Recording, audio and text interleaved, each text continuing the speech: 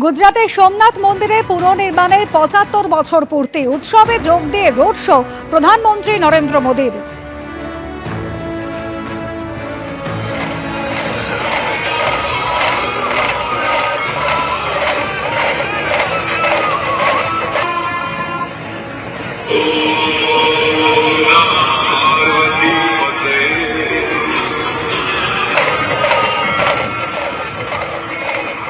আর অন্যদিকে শুভেন্দু অধিকারীর আত্মসহায়ক চন্দ্রনাথ রথকে খুনের ঘটনায় ৩ জনকে আটক করল পুলিশ।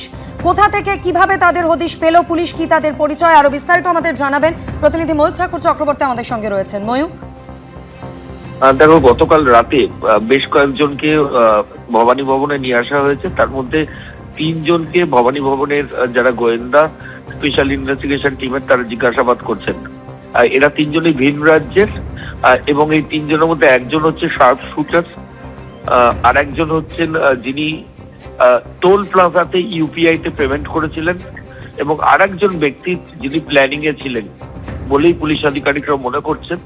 তো তারা জিজ্ঞাসাবাদ করছেন। পুলিশের তরফ থেকে বলা হচ্ছে যে এখনো জিজ্ঞাসাবাদের প্রক্রিয়া চলছে এবং জিজ্ঞাসাবাদে যদি এদের কমপ্লিসিটি বা যোগসাজশ সেটা প্রমাণিত হয় সেক্ষেত্রে এদেরকে অ্যারেস্ট করা হবে। ধন্যবাদ ময়ূক।